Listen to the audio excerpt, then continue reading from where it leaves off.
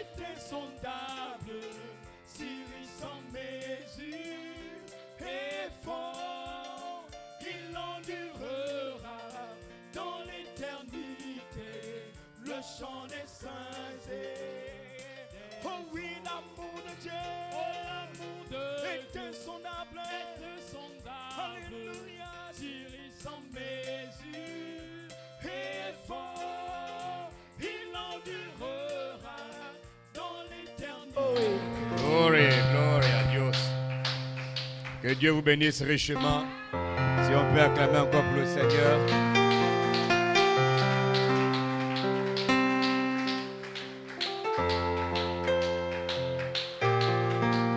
Les yeux fermés, un mot de prière.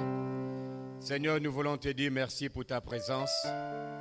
Et cette présence nous rassure, Seigneur, que tu ne nous as jamais abandonnés, mais que tu as toujours été avec nous, Seigneur Dieu de gloire. Ainsi, nous te prions ce matin de bénir chacun d'entre nous, Seigneur Dieu de gloire. Dans le nom de Jésus-Christ de Nazareth, ouvre les écluses des cieux et déverse une bénédiction particulière sur chacun d'entre nous, Seigneur. Souviens-toi de ceux qui n'ont pas eu l'occasion d'être ici et bénis chaque personne ici présente dans le nom de Jésus-Christ de Nazareth.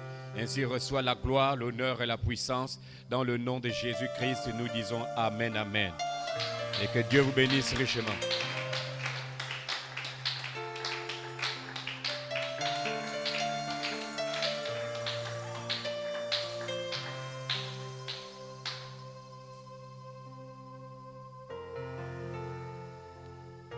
C'est une requête, nous allons prier à la fin.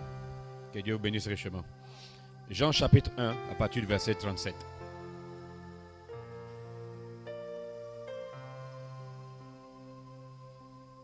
Faut pas que j'oublie.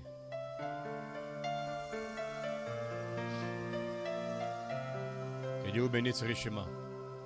Souvenez-vous de mon épouse parce que on a enterré le beau-père vendredi. Donc elle est vraiment sur le choc encore en même temps. Et que Dieu la fortifie vraiment. Nous allons revenir sur ça, peut-être pas après. Que Dieu vous bénisse vraiment. Jean chapitre 1 à partir du verset 37. Bon, je vais quand même lever parce que là déjà, on ne voit plus. Le verset 37. Bon, je prends le verset 35. Le lendemain, Jean était encore là avec 2 de ses disciples. Et ayant regardé Jésus qui passait, il dit, voici l'agneau de Dieu. Voilà l'agneau de Dieu.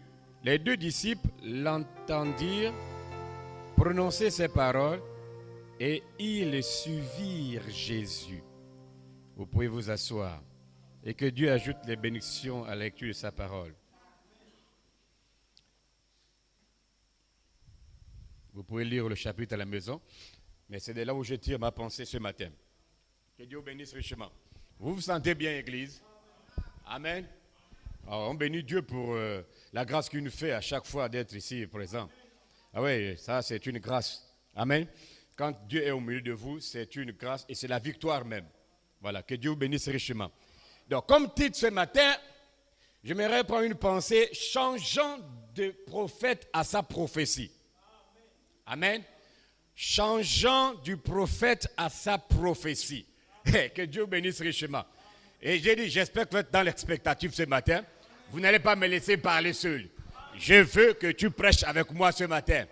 Parce que si tu es dans l'expectative, tu vas recevoir la chose à laquelle tu t'attends.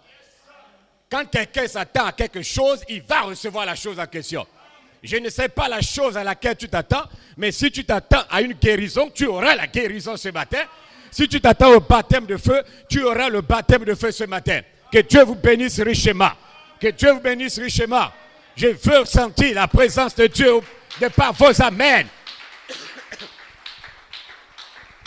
Je ne sais même pas si c'est étouffé ou comme mais on va se débrouiller avec. Amen. Que Dieu vous bénisse richement. Moi-même aussi, je m'attends à ma bénédiction.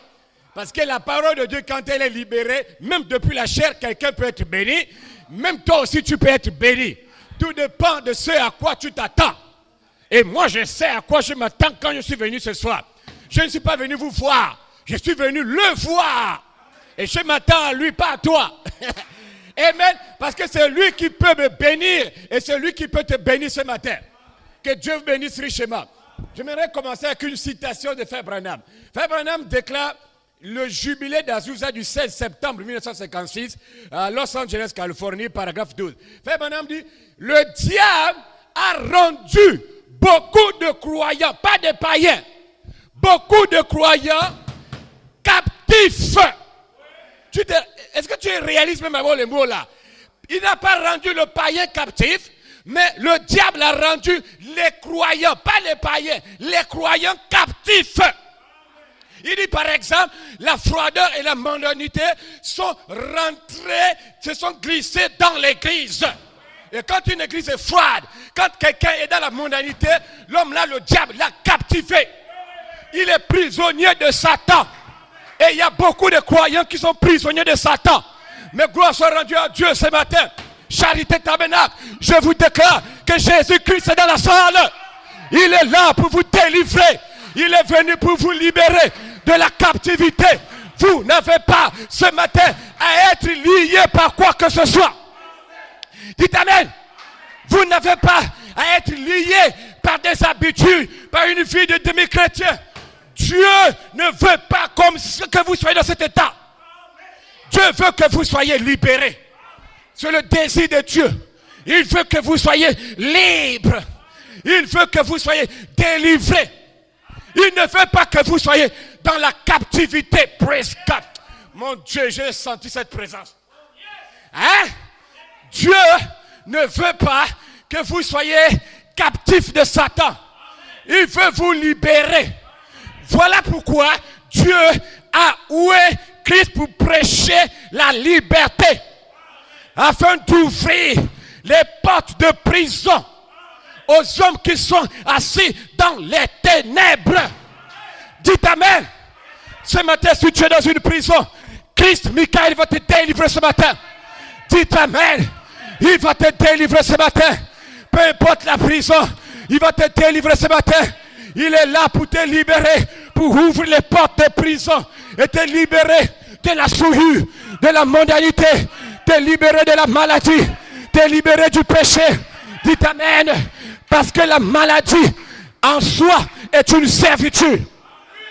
Le péché est une servitude. Et il est là ce matin pour vous délivrer de toutes ces choses. Dites Amen. La Bible dit, Ephésiens 4, 8, étant monté en haut, il a emmené les captifs. Cela veut dire que ce matin, tu es libre. La captivité a été brisée. Ce matin, je suis libre. Nous sommes libres. Nous sommes libres. Nous sommes libres.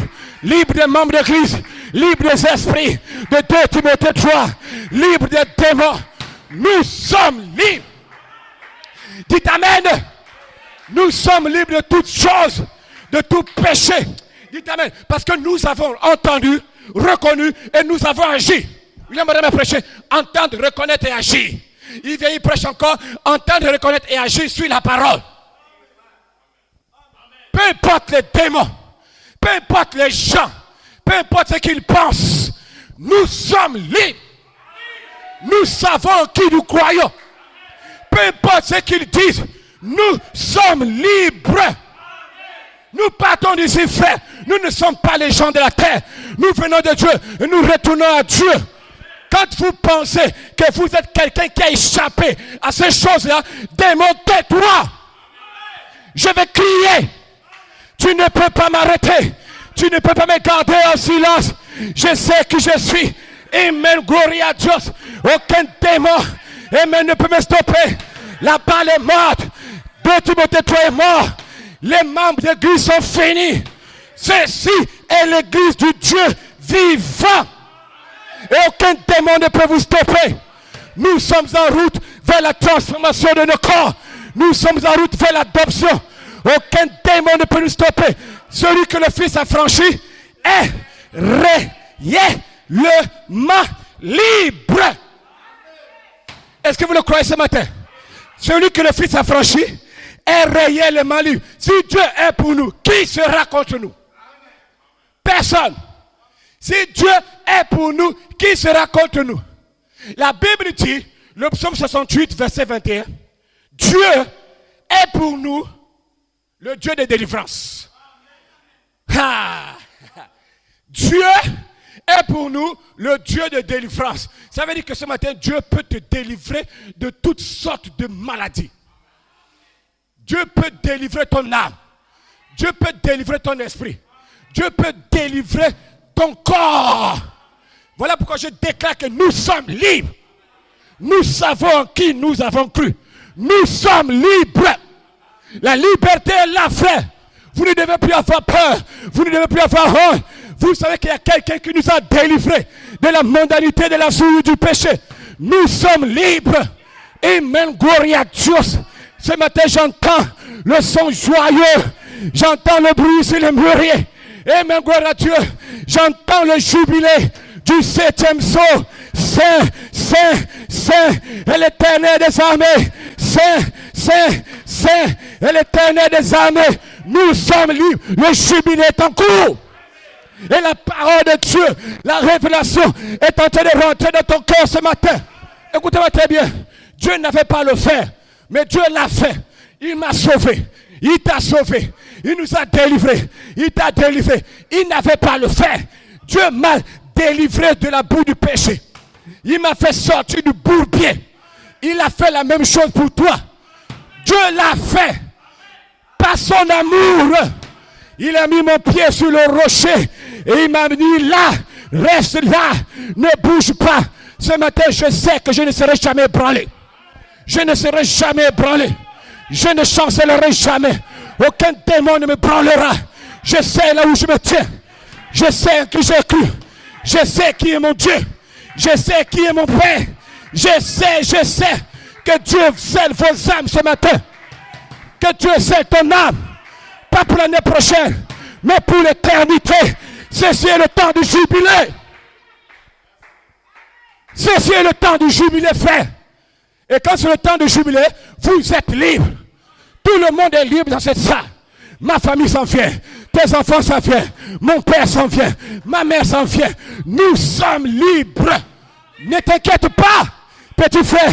Il y a ici un homme qui peut allumer la lumière. Il y a ici un homme, amen, gloire à Dieu, qui peut agir dans ta vie. Ne t'inquiète pas. Il n'y a plus de pleurs. Il n'y a plus de larmes. Il n'y a plus de cœur brisé. Toutes les choses anciennes vont disparaître. Celui qui est en Christ, il est une nouvelle créature. Les choses anciennes sont passées et voici toutes choses sont devenues nouvelle pour lui. Donc ce matin, je vois de nouveaux cieux. Je vois de la nouvelle terre. Ce matin, je vois un nouveau frère. Je vois une nouvelle sœur. Je vois le souper de noces. Je vois l'épouse du Gabon se rassembler. Je vois les familles s'unir. Dites amen. Le jubilé. Qu'est-ce que c'est? C'est la libération de dire à Satan, rends-moi mon zèle. Rends-moi ma force. Rends-moi ma détermination. Rends-moi mon père, rends-moi la mère. Le jubilé, c'est la libération de dire à Satan, arrête de moi Satan, je suis un homme libre. Gloria à Dieu. Alléluia. Amen. Alléluia. Ça c'est le véritable jubilé. Le jubilé, c'est la liberté que Dieu te donne de dire au démon, je suis libre. Rends ma famille, rends mon zèle, rends-moi la joie que j'avais. Amen. Alléluia. Gloria à Dieu. Seigneur Dieu, ce matin je te prie, maintenant même, de déverser ton onction, de déverser ta puissance sur ton peuple ce matin. Aucun démon, frère, ne se dressera devant toi. Vous allez les vaincre. Vous avez le pouvoir éternel de Dieu de combattre chaque démon. Nous sommes libres. Amen. Ce matin, je retourne à la maison. Je retourne à la perfection. Je retourne à la maison. Je retourne à la perfection. Ce matin, je serai délivré. Tu peux le dire. Je serai scellé. Je serai guéri. Je serai adopté.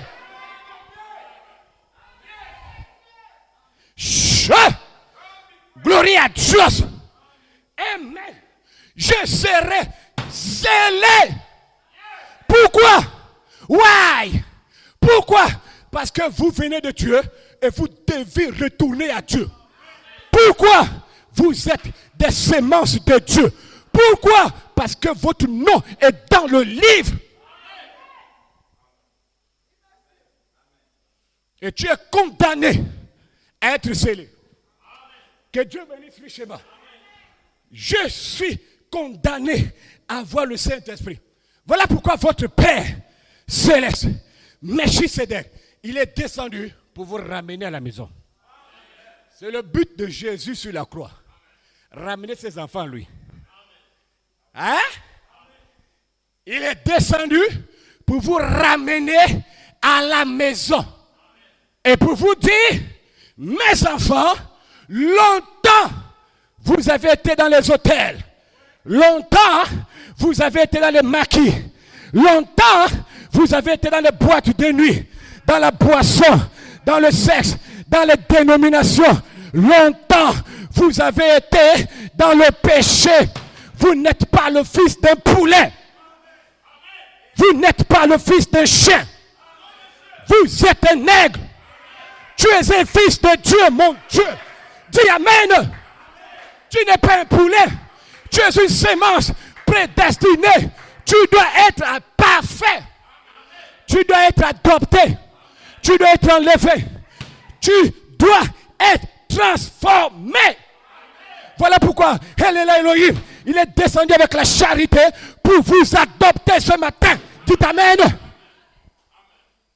Je sais qu'il y a des démons qui dérangent les gens. Je sais qu'il y a des esprits qui veulent t'empêcher d'accéder à ta promesse. Je sais que le diable, la puissance des ténèbres, et même gloire à Dieu, essaye de vous combattre. Laisse-moi te dire une chose. Avant que Satan ne devienne Satan, tu as existé avant lui.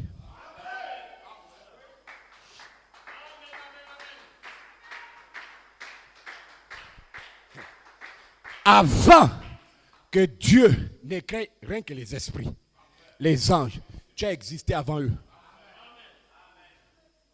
Satan devient Satan. Lucifer devient Satan. Tu as existé avant lui. Tu as vu l'orgueil de Satan se manifester. Voilà pourquoi tu n'as pas suivi Satan depuis dans le ciel. Parce que la guerre d'Apocalypse 12, Michael et ses anges, ce n'est pas les anges avec les ailes. Michael avec ses anges, c'est-à-dire Michael avec les élus. D'un côté, on combattu Lucifer avec des démons. Parce que William Branham, le 26 juin 1960, les réalités infaillibles du Dieu vivant, paragraphe 229, il dit, au départ, vous étiez un ange pour commencer. 229, chèque dans publication. Donc, si tu étais un ange, tu étais un ange qui n'a pas failli. Tu étais un ange qui n'a pas suivi Satan. Ce n'est pas sur la terre que tu vas suivre Satan. Parce que depuis dans le ciel, tu es resté dans ta position originelle. Ça, même Adam n'a pas perdu, merci Seigneur, même Adam n'a pas perdu sa position originelle. Même le péché n'a pas changé ça, Adam. My God, le corps d'Adam est tombé, la théophanie d'Adam est restée là. Ça n'a pas changé de position.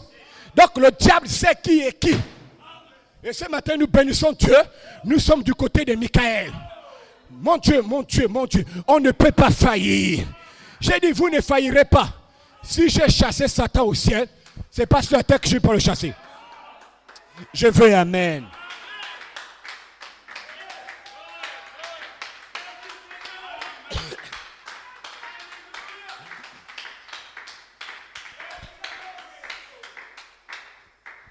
Hein?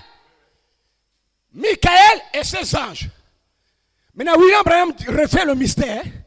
Il dit, au départ, si vous cherchez la vie éternelle, c'est parce que pour commencer, vous étiez un ange au départ. Il dit, un ange qui n'est pas tombé, qui n'a pas failli. Mais il dit, les 2/3 des anges ont failli. Mais vous êtes restés là. Je parle d'abord des réalités faillies, paragraphe 229. Si tu sais que tu as été un ange et Dieu te révèle que là où tu es là, dans le corps de péché, là, tu es un ange. Pas un ange déchu. Parce qu'il y a des anges déchus. Mais tu es un ange qui a gardé sa position angélique. Parce que la position angélique et le corps angélique, c'est deux choses différentes. La position angélique, c'est la position que tu avais avec Michael. Maintenant, le corps angélique, c'est ce glorieux corps dans lequel nous on va rentrer. Voilà pourquoi nous on prêche comme on prêche là, parce qu'on a besoin du corps angélique là. Amen. Je vais amener ma icône de haut. Hein? Donc, frère Ben, ça veut donc dire que vous êtes plus vieux que les démons. C'est la vérité. Vous êtes plus vieux que le péché. Le péché a eu un commencement, le péché aura une fin. Les démons ont un commencement, les démons auront une fin. Matthieu déclare 25, l'enfer a été créé pour Satan et ses anges. Hein? Ils ont eu un commencement. Mais toi, il n'y a rien d'écrit dessus. Tu viens de Dieu, tu retournes à Dieu. Donc tu es un être éternel. Voilà pourquoi je maudis tous les démons qui essaient de nous embrouiller dans nos vies. Au nom de Jésus, je déclare la liberté sur toi. Dans le nom de Jésus, tu es un ange. Tu es une théophanie. Tu es un homme spirituel. Avec une âme spirituelle. Agissant de manière spirituelle. Tu es une personne inhabituelle. Comme Dieu lui-même. Amen, Seigneur Dieu. Ce matin, je te prie maintenant, Père, de repousser toutes les puissances de l'ennemi. Dites Amen. Je prie que tu repousses toutes les puissances de l'ennemi ce matin. Satan, c'est toi qui causes ce tort aux enfants de Dieu. Mais ce matin, le Seigneur Jésus te maudit. Au nom de Jésus. Au nom de Jésus. Au nom de Jésus. Quitte chacun d'eux. Sors d'eux et va dans les lieux arides. Dans le nom de Jésus. Dites Amen. Que tous les mauvais esprits qui sont dans cette église soient soumis à cet ordre. Peu importe les démons. Je maudis ces esprits. Je dis toute forme d'esprit soit soumis. Et en tant que serviteur de Dieu, je vous adjure par le Dieu vivant de quitter chaque personne ici présente. Que les malades soient guéris.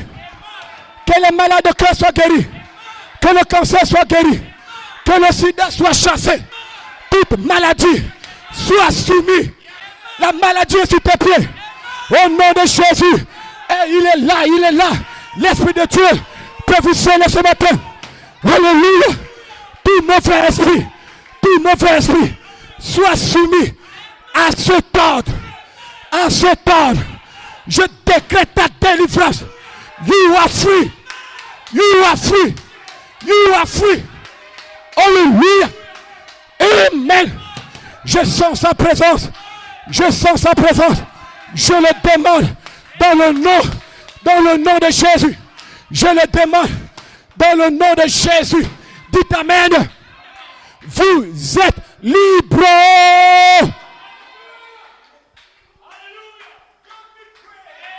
Amen. Alléluia. Toutes les puissances négatives sont détruites. Cela veut dire, je vais te dire une chose, que ce matin, plus rien ne peut t'empêcher de renouveler ton feu avec Dieu. Oui. Oui, oui. Ce matin, si tu crois que tu es délivré, rien ne peut t'arrêter de renouveler ton feu. De renouveler ton feu. Seigneur, je me suis éloigné, mais je reviens à toi. Je suis à toi. Rien ne peut te stopper d'accepter de marcher avec Jésus. C'est terminé. Vous êtes libre. Seigneur, je suis à toi. Fais de moi ce que tu veux. Mais voici, Seigneur, brise-moi, sonde-moi, façonne-moi, modèle-moi. Je veux être la parole.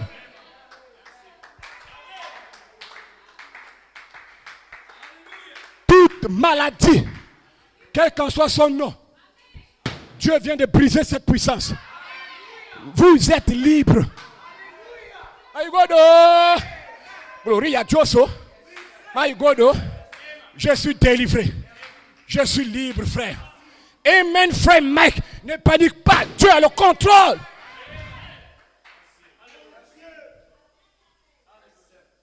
Tout mauvais esprit est soumis à ce ordre. Et je brise la culpabilité de ton esprit. La culpabilité est le premier frein de ta foi. Écoutez-moi très bien. Supportez-moi un peu. La condamnation par la représentation, 13 novembre 60. William Branham, La Voix de Dieu, traduction, paragraphe 134. William Branham dit, vous n'êtes pas responsable du fait que vous êtes un pécheur. Je vais amener où je jette le micro et je pars. Il continue la citation. Vous n'êtes pas responsable parce que vous mentez. Ah? Comment ça? Bon, allons-y. Vous n'êtes pas responsable parce que vous volez et vous faites tous ces genres de choses que vous faites. Mais vous êtes responsable, écoutez, parce que vous ne faites rien pour vous en sortir.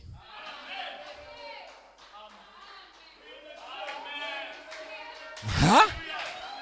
Donc, pour ta délivrance, tu dois faire quelque chose. Oui.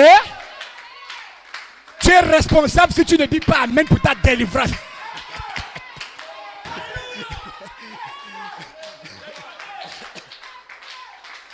Non. Vous êtes responsable. Dieu vous tient responsable parce que vous ne faites rien pour vous en sortir. Il continue, il dit, et pourtant le moyen vous a été donné, mais quand vous rejetez le moyen que Dieu vous a donné, il dit, c'est pour ça que Dieu vous condamne. Autre chose, allons-y, vous n'avez pas bien compris. Qu'êtes-vous allé voir? 1er octobre 1959, Utica, Indiana. Paragraphe 26 au paragraphe 27. Chacune publication. William Branham. J'aime ça. Écoutez le prophète. Vous n'êtes pas responsable d'être un pécheur. Je vais amener nous. Ça, c'est ma partie préférée. Mais vous êtes responsable de rester un pécheur. Moi, je ne sais pas si tu suis. Hein? Tu n'es pas responsable d'être un pécheur. Tu es responsable de rester un pécheur. Il y a une voie qui a été préparée pour toi. Il continue. Dieu ne vous envoie pas en enfer parce que vous êtes un pécheur. Non, monsieur. Mais Dieu vous envoie en enfer parce que vous ne voulez pas vous repentir et accepter Christ comme votre sauveur.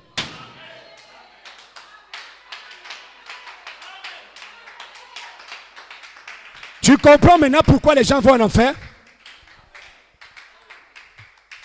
Vous avez refusé de prendre la bonne voie. Il continue. Vous vous envoyez vous-même dans les tourments. Vous envoyez votre propre âme à sa destination éternelle sur la base de la liberté que vous avez de choisir vos propres convictions. Mais Dieu n'envoie personne en enfer. Il ne l'a jamais fait, virgule, il ne le fera jamais. Mais les hommes vont eux-mêmes en enfer parce qu'ils refusent de prendre la voie du salut.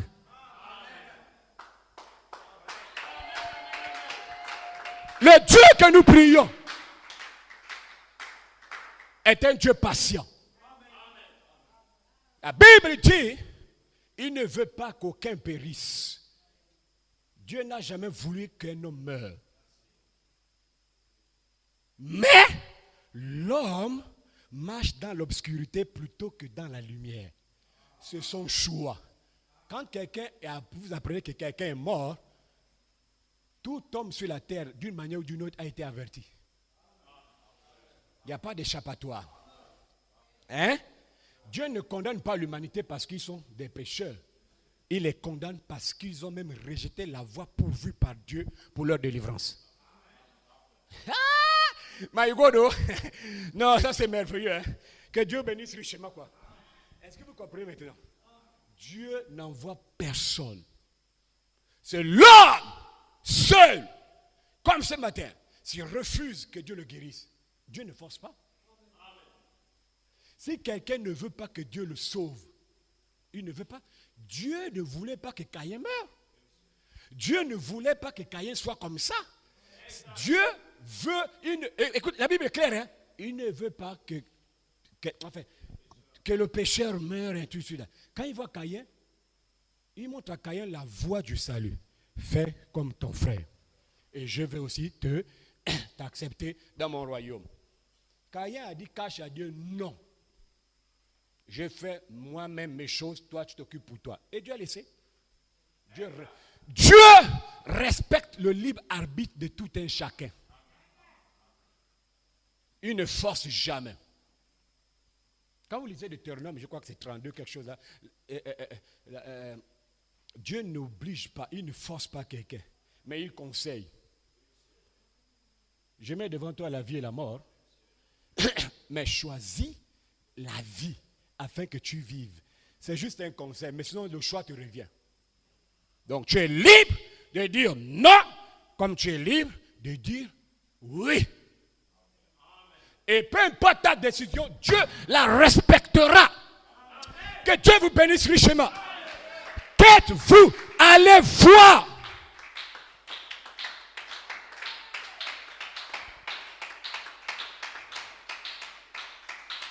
On prie pour les gens là parce que nous on sait maintenant qui nous sommes.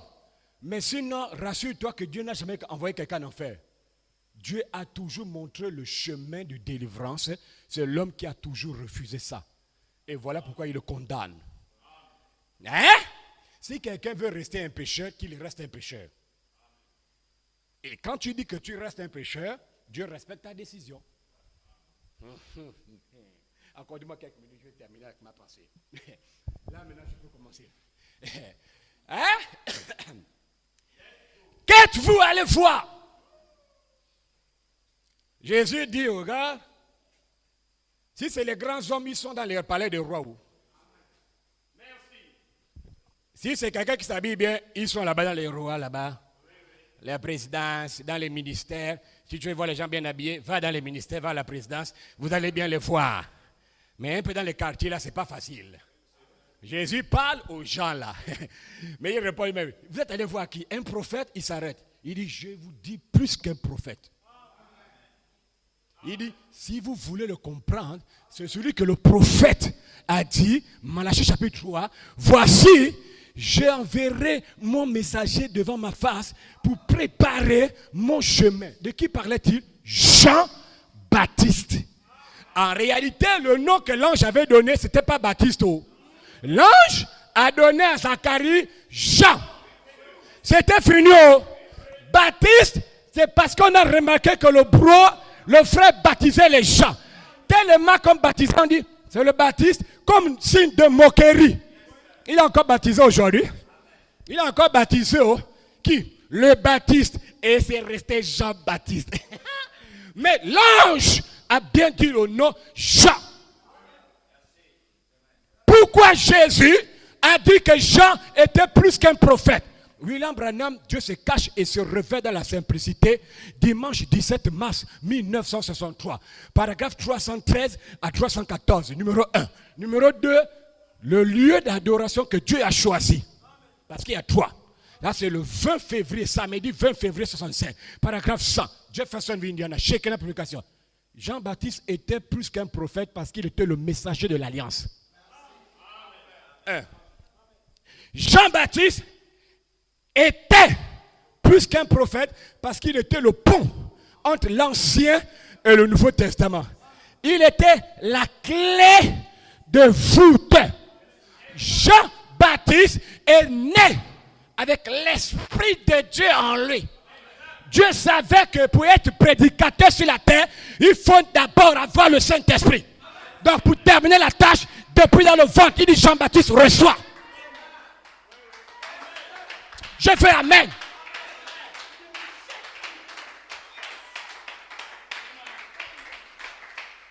Dieu savait pour prêcher la parole. Voilà pourquoi maintenant il a dit aux apôtres, attendez. Si vous partez sans le Saint-Esprit, vous n'allez rien dire.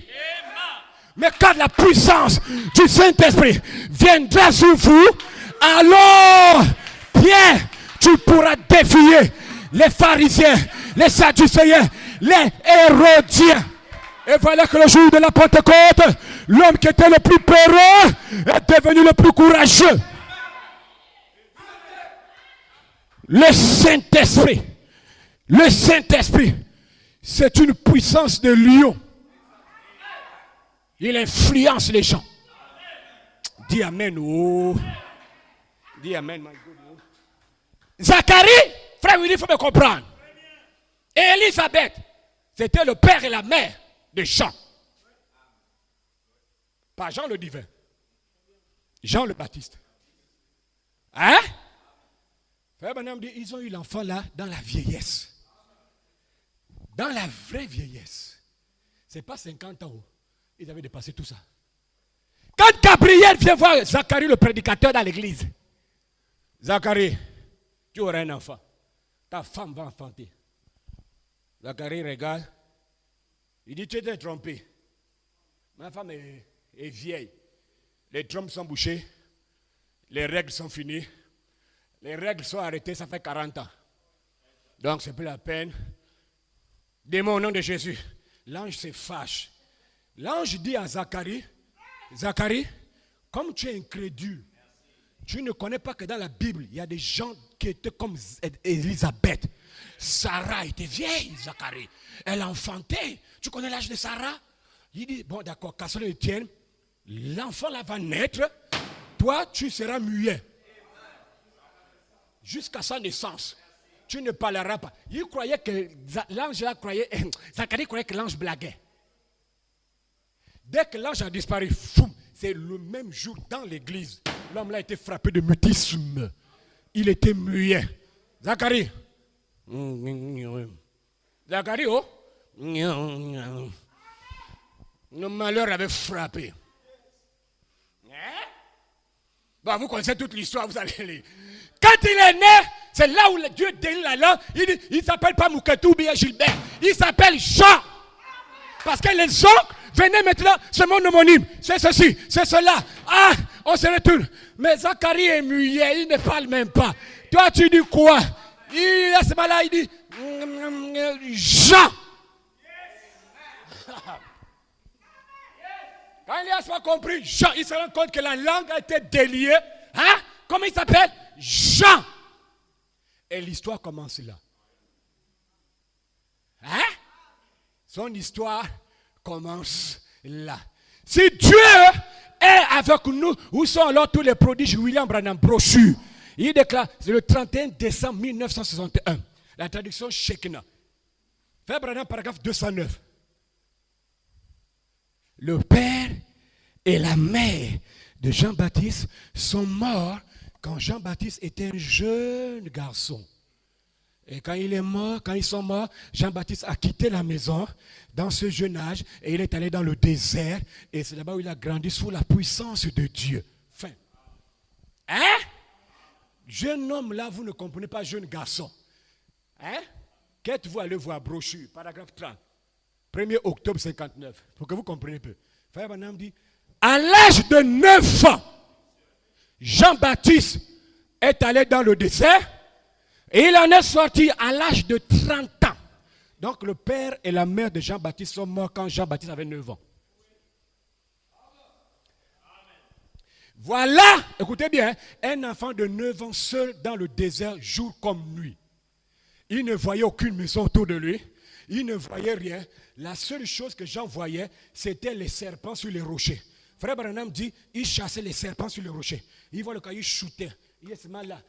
Il a fait 21 ans dans le désert, sans se raser, sans brosser les dents. Dieu, pour l'habiller, tuait les animaux, mettait l'homme dans le corps. L'animal sèche sur lui. Le sang sèche sur lui. Voilà un homme qui sort 30 ans après, Quand il arrive du désert pour arriver en ville, rien que l'odeur des animaux, c'était sur lui. La barbe de l'homme, là, il n'avait jamais rasé. Imaginez la barbe. Il faut aller voir les ongles. Donc, les gens ont même peur. Quand il sort, il n'a pas de « s'il vous plaît ».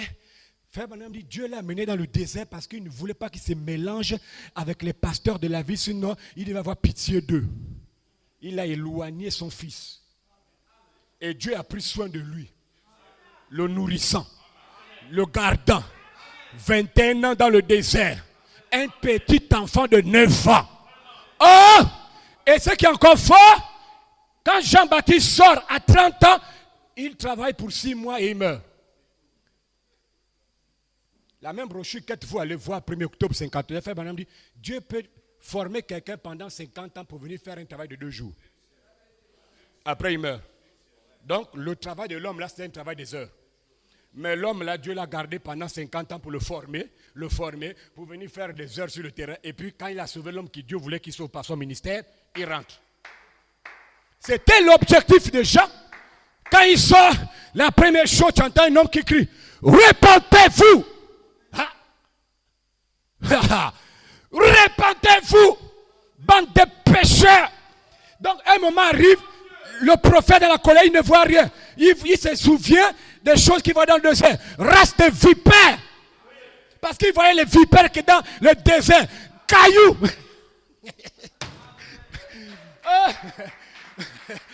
Non. Les prophètes sont forts. Hein? Ils voient les pharisiens, ils voient les machins, ils voient même le roi Hérode. Ils voient la machin là.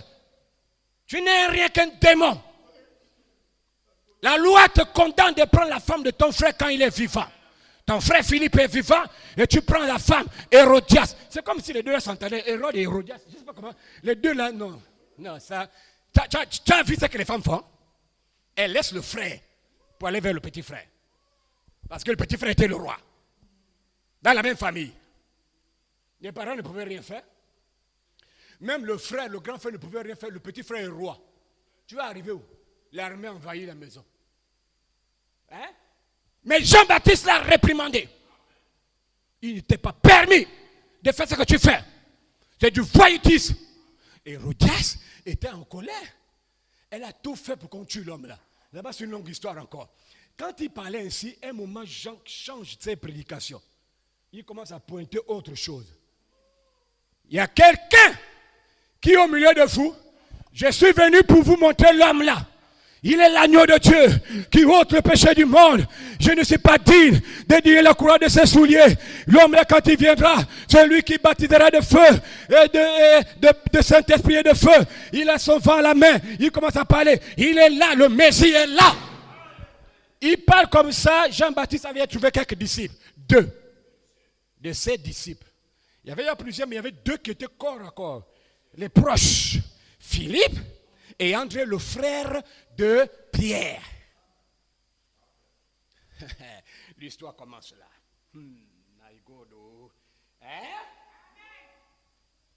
Il est là. Il est là. Les apôtres, les disciples, tous les jours écoutaient la même prédication. C'était le message de Jean-Baptiste. Maintenant, je vous demande, comment Philippe et André devaient-ils savoir que ce que Jean-Baptiste là disait était réellement la parole de Dieu, ou bien c'était la voix de Dieu, que Dieu parlait au travers de cet homme? Parce que ce n'était que de la lettre, ce n'était qu'une brochure, ce n'était qu'une bande, mais ça là, tout le monde aujourd'hui pouvait entendre ce qu'il disait. Donc ce n'était pas ça le problème. La vie n'est pas dans ce que vous déclarez, la vie est dans l'accomplissement de la déclaration. C'est là où vient la vie. Donc quand les prophètes donnent une prophétie, le prophète là, il n'est pas plus grand que ceux qui voient la prophétie. Les gens qui voient la prophétie sont plus grands que l'homme qui donne la prophétie. Parce que c'est quand tu vois la prophétie devenant réalité, c'est là où tu as la vie. Comment devait-il faire pour savoir? William Branham, le 20 janvier 63, Phoenix, Arizona, il prêche la voix de Dieu en ces derniers jours. Paragraphe 34. Il dit, comment allons-nous savoir que c'est la voix de Dieu? C'est Branham qui pose la question. Hein? Il dit, lorsque ce sera la manifestation des paroles du prophète, c'est là où tu sais que c'est la voix de Dieu. Tu m'as suivi là? Comment tu sais que ce que Branham a dit c'est vrai? Lorsque tu verras que ce que Branham a dit se réalise devant toi, tu sais que c'était la voix de Dieu.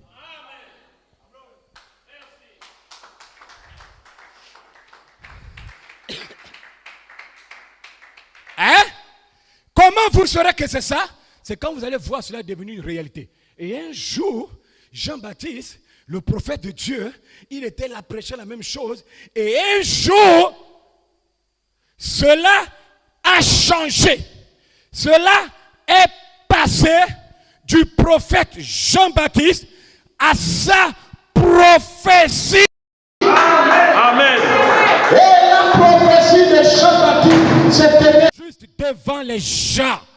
Et la prophétie de Jean-Baptiste était Jésus. Amen. Gloria a Dieu. Amen. Et quand... Et Frère Branham, convaincu puis concerné, 18 janvier 62, paragraphe 54, il dit, quand Jean parlait comme ça, regardez l'esprit des chrétiens, regardez l'esprit d'un élu. Il dit, 2 de ses disciples, Philippe et André, quand ils ont entendu Jean pointer du doigt, montrer que c'est lui, les deux se regardent. L'homme là ne ment pas, c'est notre prophète. Il dit, voici l'homme qu'il a prêché toute la vie, nous devons le suivre. Philippe et André ont suivi Jésus. Le reste des disciples sont restés avec Jean-Baptiste. La Bible dit 2 de ses disciples. Ce n'est pas 2 disciples. 2 de ses disciples. Il y avait beaucoup de disciples. 2 ont été sélectionnés pour reconnaître la prophétie de Jean-Baptiste devenue une réalité.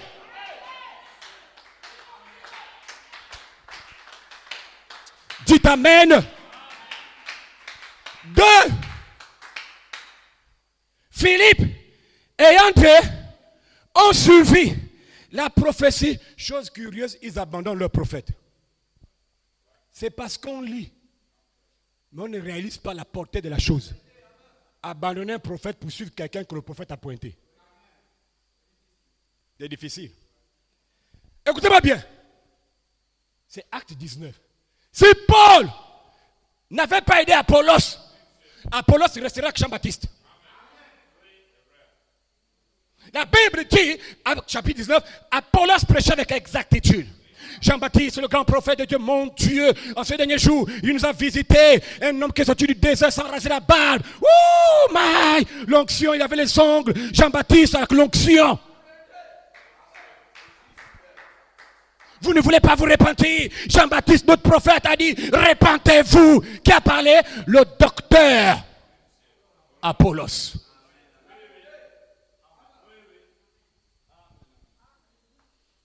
Apollos, merci Seigneur, je vais revenir sur ça, était assis dans la chair de Jean-Baptiste.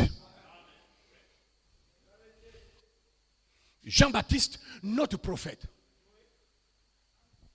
Paul rentre dans l'église, il écoute le gars là prêcher, il va s'asseoir avec le pasteur. Il dit, tu prêches bien. Effectivement, oui. Effectivement, Jean-Baptiste, c'est un grand homme de Dieu, c'est un prophète. Il a prêché la repentance montrant Jésus-Christ, l'homme qui devait venir après lui, et que Jésus-Christ devait libérer l'esprit qui devait tomber chez les gens. Parce que Jean-Baptiste, tu sais, il a dit que l'homme là qui viendra après moi, il va vous baptiser de feu et d'esprit. Apollos dit à Paul, depuis que je suis avec le prophète Jean, j'ai jamais entendu ça. Il dit, c'est là le problème. Hein? Maintenant, tu dois comprendre que tu dois quitter du prophète à sa prophétie. Dites Amen. Et temps de la fin, cela aussi a eu lieu. Au temps de la fin, cela a changé. Ça là, les démons n'aiment pas entendre le message. Au temps de la fin, cela a changé du prophète William Marion Branham à sa prophétie. Je vais Amen. Dieu a repris William Branham. Dieu a enlevé William Marion Branham de la scène, mais Dieu a gardé la prophétie.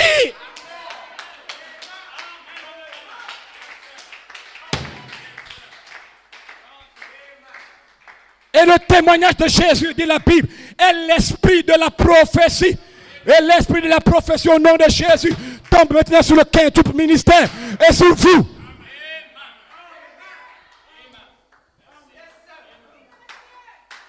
Sur moi et sur toi.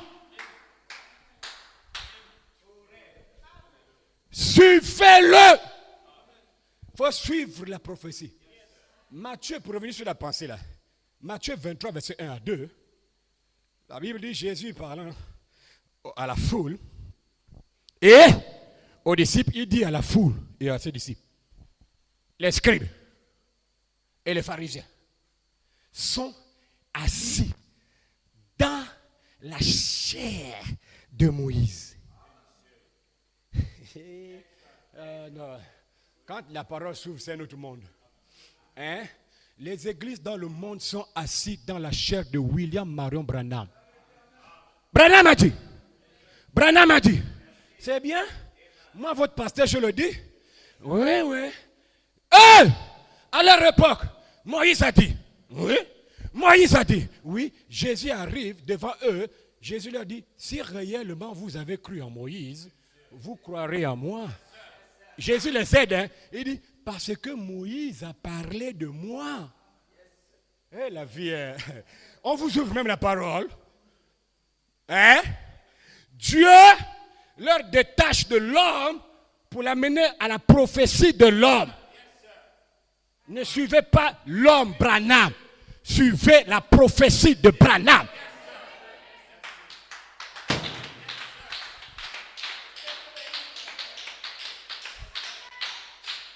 Moïse a dit, Moïse a dit, Moïse a dit, je sens que les démons n'aiment pas les choses comme ça. Moïse a dit, mais, frère et man, ils n'ont pas reconnu ce que Moïse disait. C'est incroyable quand même, hein? De génération en génération à l'église tous les jours. Moïse a dit, Moïse a dit, Moïse a dit, Moïse a dit. Mais ils n'ont pas reconnu la prophétie. La prophétie est devant eux. La prophétie de Moïse est devenue un homme. La prophétie les aide. Si vous croyez à moi, je vais vous libérer et je vais vous délivrer. Oh non, non, non, toi, on connaît ton père, c'est un bâtard. Hein? Je suis bâtard. Tu es un vrai bâtard. Ta mère, on l'a vu en grossesse sans le mariage. Tu sais ça? Et tu oses nous parler, nous qui sommes nés dans la sacrificature? Tu n'es qu'un démon. Tu es le prince des esprits des démons. Belzébul. C'est les gars là qui disent ça à Jésus. Mais Jésus les aidait. Parce que quand même là, parce que si tu es seul, tu écoutes la bande, tu lis les brochures, tu ne vas peut-être pas voir. Mais tu vois quelqu'un dit, ce que tu lis dans la brochure là, c'est moi. Il le regarde. Frère Branham dit, c'était Lucifer lui-même qui était assis au milieu du Sanhédrin, disant au gars là, c'est vrai que le Messie viendra, mais ce n'est pas l'homme là. Vous voyez pas qu'il est mince, il appelle machin là, regardez, regardez. Le Messie doit être quand même, je regarde, quand même costaud, quand même garde bien. Les pharisiens, ça lui dit, oui, tu as raison, occupez-vous de chasser-le. Et c'est là où Jésus dit, si je n'étais pas venu, vous n'aurez pas eu de péché. Parce que je suis venu, vous n'avez pas cru en moi, vos péchés demeurent. Donc, quand une église ne reconnaît pas la prophétie de William Branham, le péché demeure. Ce qui vous délivre, c'est quand vous voyez la parole devenue une réalité. Vous savez, il y a une écriture qui me vient. Le troisième sceau, paragraphe 327. William Branham dit, la foi vient de ce qu'on entend. Dites amen d'abord. C'est la Bible qui le dit même. Ce qu'on entend de la parole de Dieu et de ce qu'on la voit devenir une réalité. Point. Donc quand tu entends, c'est bien. Tu écoutes la bande, c'est bien. Tu lis, c'est bien. Aussi longtemps que tu ne reconnais pas ça dans le frère, dans la sœur, dans le pasteur, dans le ministre, tu n'as pas la foi. Tu as l'espérance, tu as une émotion, tu as un sentiment, mais tu n'as pas la foi. Tu as peut-être même une imagination. En fait, les 5 sens de ton esprit, l'imagination, le raisonnement, la conscience, jouent un tour te faisant croire que c'est la foi. Mais tu n'as pas la foi. Tu n'as pas la foi. Oh. Je dis bien, tu n'as pas la foi. Moïse a dit. Oui. Branham a dit. Amen. On dit Amen. Amen, Amen. Il a beaucoup libéré les choses dans les bandes et les brochures. C'est 1200 brochures. Dans les 1200 brochures, il y a beaucoup de prophéties concernant l'épouse. Il y a beaucoup de choses concernant la balle. Il y a beaucoup de choses concernant les perdus. 1200 brochures, tout est condensé dedans. Il y a la condamnation des réprouvés. Il y a la foi qui libère pour l'épouse. Tout ça, c'est dans les bandes et dans les brochures. Hein? Il a dit.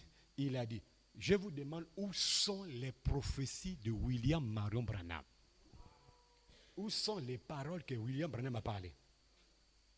Juste à titre de rappel. William Branham identifie le cri de 1 Thessaloniciens 4,16. Et William Branham était le seul à identifier ça.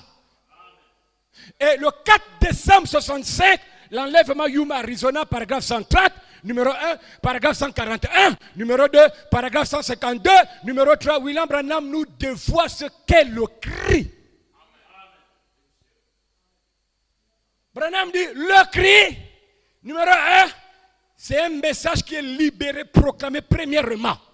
Virgule, c'est le pain de vie vivant manifestant une épouse au Gabon. Numéro 2, le cri, c'est le message qui rassemble les gens. Point.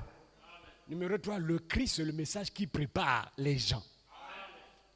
C'est pourrait-il que le cri soit les 7 tonnerres.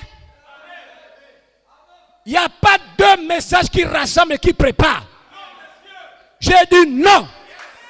Le cri rassemble les gens. Le cri prépare les gens. Mais d'autre part, 7 tonnerres rassemblent les gens.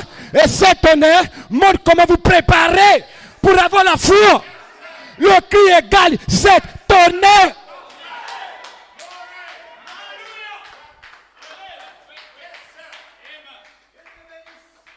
Et les 7 tonnerres, ce n'est pas Branham qui gardait ça. Dieu se cache et se révèle dans la simplicité, paragraphe 103. Les 7 anges détenaient les 7 tonnerres. Voilà pourquoi les 7 anges sont venus de l'éternité. En d'autres termes, le Christ sont les 7 anges.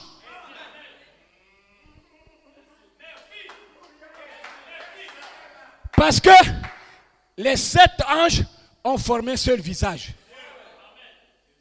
7 est devenu 1. Donc quand on parle de 7, c'est 1. La photo elle est où? Nuée. La nuée, c'est pas nuage. Non. Nuée, c'est pas nuage. C'est pas nuage qui a formé nuée. C'est les 7 anges qui ont formé la nuée.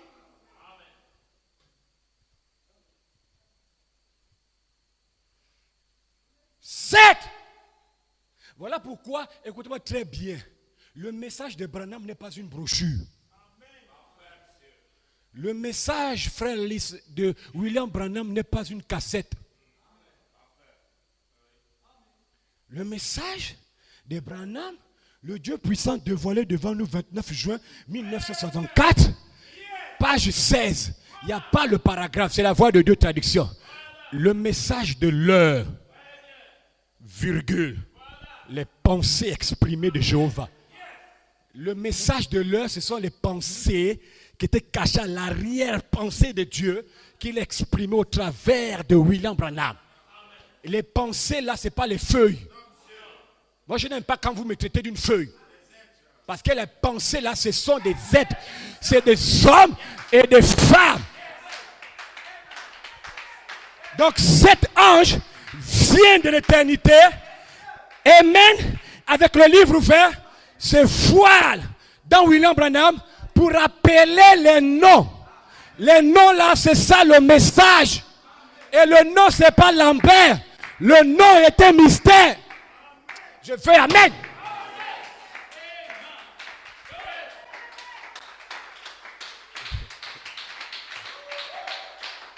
Le nom n'est pas Mouiti. Oh skipam. Ça c'est pas le nom. Mais quand il ouvre le mystère de nom, c'est une nature en fait qui dévoile. Voilà pourquoi William Branham est le seul à faire ce qu'Adam n'a pas fait. Adam a voulu vous appeler. Mais comme il est tombé dans le péché, Dieu a pris le livre. Il dit, je remettrai ça plus tard. Pas Jésus.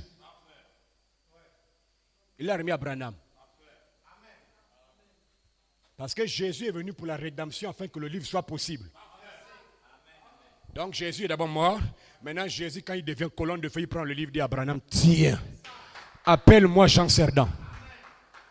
Libère-moi ça. Ça va rentrer dans les ondes. Même s'il n'y avait pas les bandes et les brochures, le même esprit qui a parlé au travers de Branham devait ou un d'autres ministres.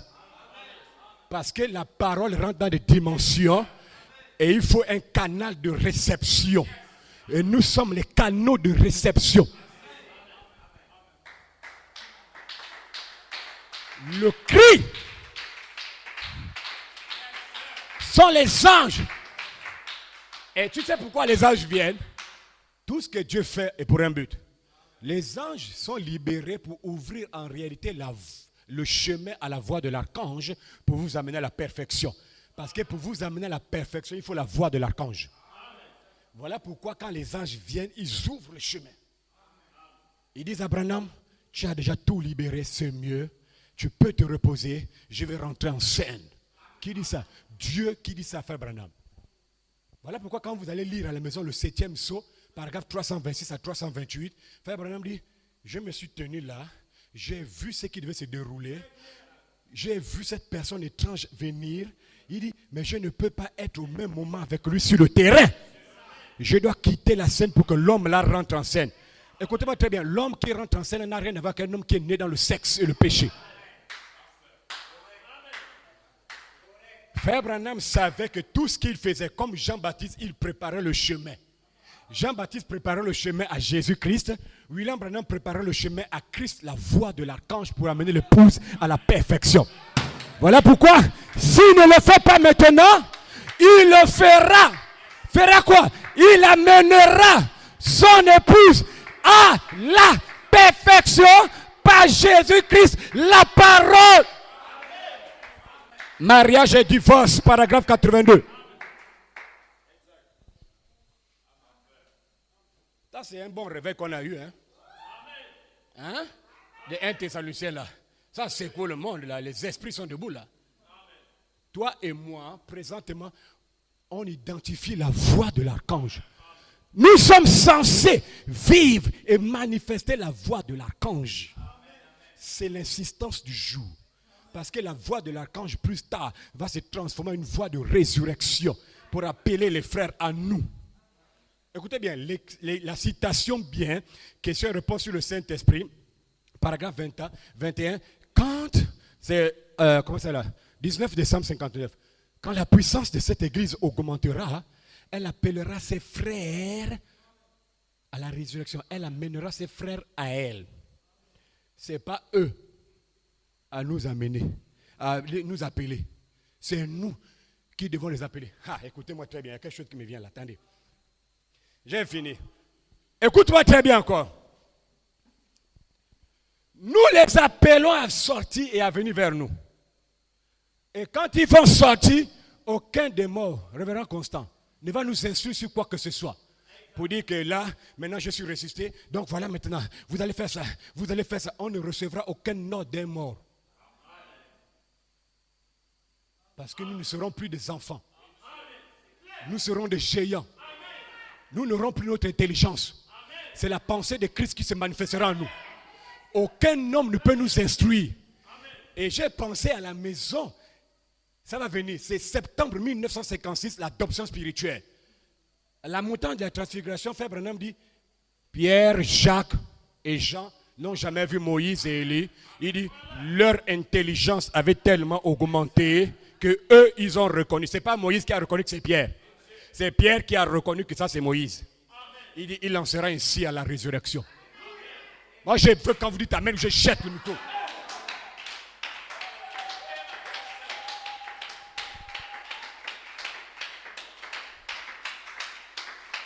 Nous serons proches d'un changement de corps et l'intelligence, la pensée de Christ va envahir nos corps. L'élément humain sera détruit. 3 octobre 54, la parole faite chair.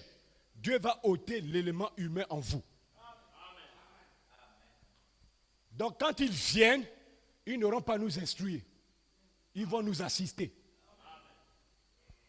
Et nous encourager. Jusqu'à ce que pendant qu'on dérange le monde, on frappe les gens, on va prendre leur corps. Et quand on prend le corps, on est dans les corps rachetés. Et on va commencer à voyager. Avant de voyager, nos théophanies doivent fusionner avec nous. On doit avoir le corps glorifié. Le corps racheté n'est pas encore la fin. Il ne faut pas oublier ça. Est-ce que quelqu'un comprend la différence là? Nous aurons une intelligence, ainsi dit le Seigneur. Notre intelligence sera tellement élevée comme Jacques, Jean et Pierre à la montagne de la transfiguration. 800 ans plus tard, même tous les parents de Pierre n'étaient pas encore nés. Pierre a reconnu que c'est Moïse. Sans la photo. Au moins s'il y avait la photo. Et heureusement que nous aussi.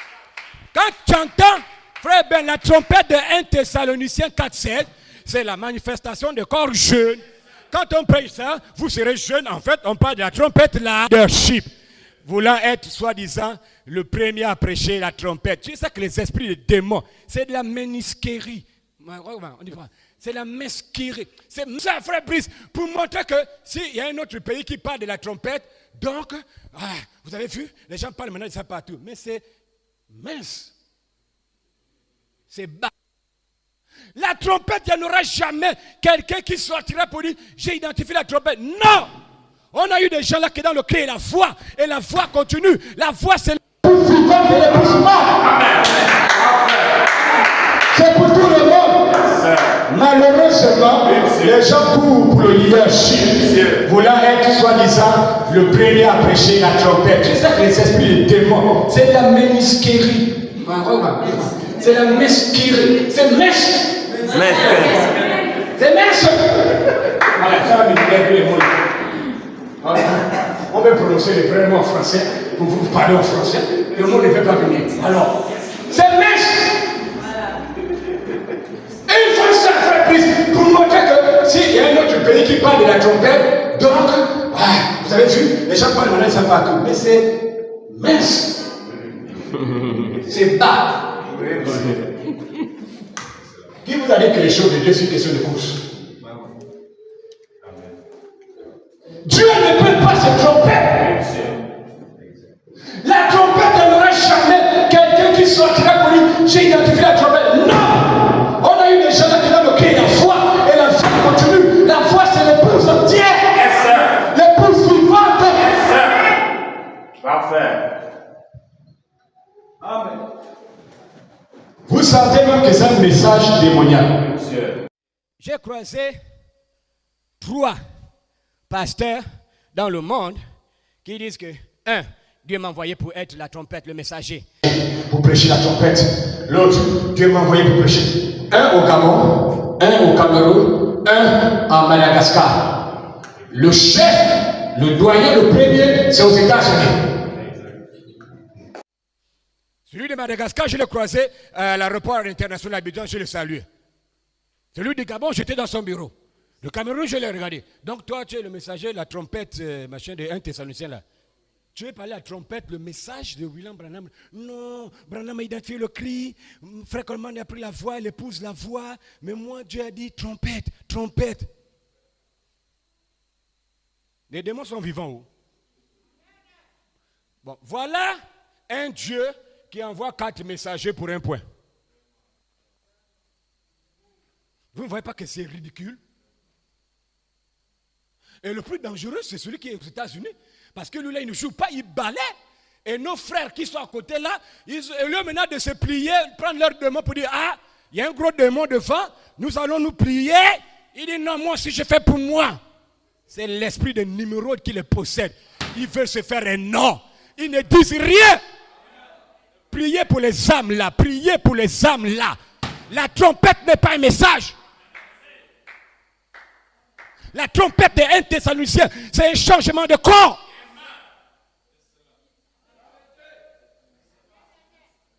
Et les choses qui dérangent même mon esprit, j'ai même envie de... Là, je ne peux plus jeter le micro, je serre le micro. J'ai croisé 3. Dieu m'a dit, l'autre, Dieu m'a dit, je les ai regardés. Vous êtes la trompette, oui. J'ai dit à un, tu es adopté.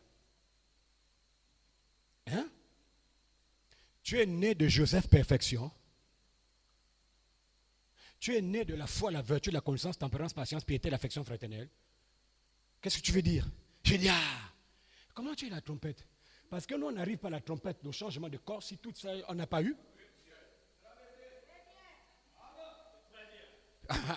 Attendez, question-réponse sur les Hébreux 3e partie, paragraphe 859, 49, 59. Il y a 7 vertus qui vous ramènent à Dieu. 7 esprits. Donc si les 7 esprits-là qui ramènent l'homme à Dieu ne sont pas à toi, tu vas avoir le corps glorifié comment? Tu ne connais pas la naissance de Joseph Perfection. Tu es né quand? J'ai dit au pasteur là, il faut aller dire à ton église que tu es déjà adopté pour au moins les calmer. Dis que je suis adopté, les vertus sont en moi. Peut-être ça va t'aider. Je crois qu'il est parti dire ça pour amener l'église en enfer. On saute les étapes. Qui t'a dit qu'on saute les étapes dans la rédemption? Tu veux avoir le corps, mais tu ne viens pas. Comment on dit? Tu veux le Saint-Esprit. Tu ne passes pas par où les apôtres sont passés, mais tu as le Saint-Esprit que Pierre avait. Il est malade. C'est la maladie. Celui des États-Unis, il balait. Là, je vous parle là. Le monde entier. Il a fait tomber les pasteurs. Les pasteurs en France, je connais même un blanc en France. Il a perdu même sa position, il est tombé. Il préfère croire maintenant là-bas. Il a laissé ce que Dieu lui avait dit de prêcher. Il dit non, c'est vrai, c'est la trompette. Oh, donc c'est vrai. Tout le monde. Nous en Afrique, nous on est orgueilleux. Si je le suis, on va dire que je copie l'homme là. Donc, je vais passer sous les palmiers pour dire que Dieu m'a dit que, mais fais ce que le blanc là a dit. Ça fâche quoi? C'est le même démon. Hein? Charité, n'oubliez jamais que la trompette, ce n'est pas un message comme on prêche là. Vous allez faire comme ça, vous allez faire. La trompette, c'est la transformation, la manifestation de corps jeune que vous aurez. Donc quand on prêche ça, tous les jours on peut prêcher ça. On inspire, on lapide ça, on fait ça là. C'est fini. L'autre vient, il prêche. Il n'y a pas un individu qui vient dire, moi c'est la trompette. Quand vous entendez quelqu'un se prononcer comme ça là, priez pour lui. Il distrait l'église. Oui. Il n'ira nulle part avec ça. Que Dieu vous bénisse richement. On a camp pour le Seigneur. Voilà. Si on peut s'élever.